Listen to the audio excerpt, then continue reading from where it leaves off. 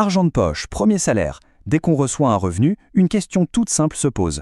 Qu'est-ce qu'on va bien pouvoir en faire? Aujourd'hui, on va voir comment cette décision, qui peut sembler personnelle, façonne en réalité l'économie tout entière quand elle est prise par des millions de personnes. Alors, une fois qu'on a payé les impôts, les cotisations sociales, bref, une fois tout ça déduit, il nous reste ce que les économistes appellent le revenu disponible.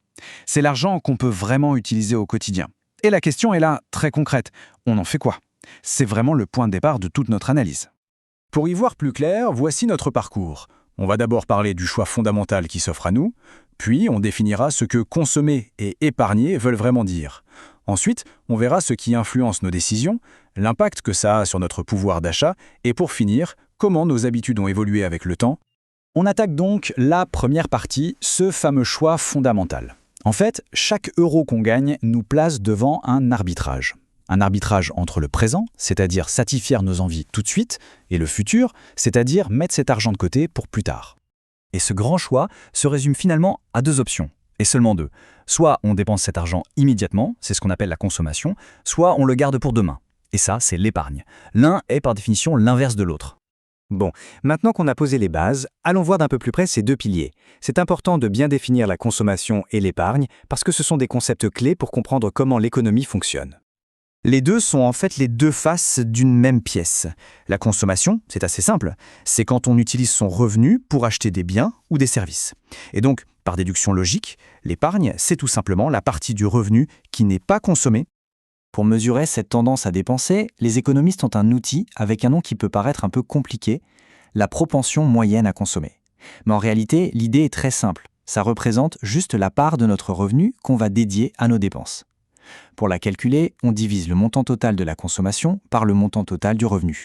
Et bien sûr, il existe l'indicateur inverse, la propension moyenne à épargner. Elle mesure, comme son nom l'indique, la part du revenu qu'on met de côté. Et comme on ne peut que consommer ou épargner, si on additionne ces deux propensions, on retombe toujours sur 100% de notre revenu disponible. C'est mathématique. Troisième partie. Maintenant, la question est pourquoi? Pourquoi est-ce qu'on fait ces choix? Cette décision de consommer ou d'épargner, elle ne sort pas de nulle part. Elle dépend en fait de très nombreux facteurs. C'est vraiment la question clé. Pourquoi certaines personnes vont épargner énormément alors que d'autres vont dépenser presque tous leurs revenus? La réponse, on va le voir, est un mélange assez complexe de raisons économiques et non économiques. On peut classer ces facteurs en deux grandes catégories. D'un côté, les facteurs économiques. Logiquement, le montant de notre revenu et le niveau des prix, ça joue un rôle décisif.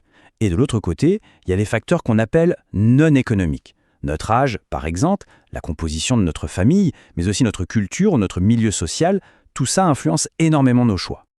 Et pour l'épargne, qu'est-ce qui nous motive? On identifie 4 raisons principales. D'abord, l'épargne de précaution, le fameux matelas de sécurité pour les coups durs. Ensuite, se constituer un patrimoine, par exemple pour acheter un logement. Il y a aussi l'épargne pour un projet futur, comme un gros achat ou un voyage. Et enfin, l'épargne de placement, avec l'idée de faire fructifier son argent.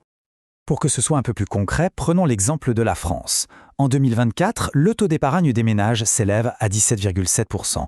Qu'est-ce que ça veut dire? Eh bien, ça signifie que sur 100 € de revenus disponibles, les Français, en moyenne, en mettent presque 18 de côté. Et ce chiffre, il est d'autant plus parlant quand on le compare. Ce taux d'épargne français est nettement au-dessus de la moyenne de la zone euro, qui, elle, se situe plutôt autour de 15%. C'est une vraie spécificité à la fois économique et culturelle en France. Allez, passons à un concept qu'on entend absolument partout, le pouvoir d'achat. Il est directement lié à tout ce qu'on vient de dire sur l'utilisation de notre revenu. La définition est en fait assez simple. Le pouvoir d'achat, ça représente la quantité de choses qu'on peut acheter concrètement avec notre revenu. Il ne s'agit pas seulement de savoir combien on gagne, mais surtout de savoir ce que cet argent permet d'acquérir. Pour comprendre comment il évolue, il faut regarder deux éléments. D'un côté, notre revenu disponible, et de l'autre, le niveau général des prix, ce qu'on appelle aussi l'inflation. C'est vraiment la confrontation entre ces deux éléments qui va déterminer notre pouvoir d'achat réel. C'est là que tout se joue. C'est un peu comme une course entre les revenus et les prix. Si nos revenus augmentent plus vite que les prix, alors notre pouvoir d'achat augmente. On peut acheter plus de choses. En revanche, si ce sont les prix, l'inflation donc, qui augmentent plus vite que nos revenus, eh bien notre pouvoir d'achat diminue. Et ça c'est vrai même si, sur la fiche de paie, notre salaire semble avoir augmenté. Pour terminer, jetons un œil dans le rétroviseur pour voir comment nos habitudes ont changé. Parce que la façon dont on dépense notre argent, elle n'est pas du tout figée dans le temps, bien au contraire. Si on regarde depuis les années 60, la structure de nos budgets a été complètement bouleversée.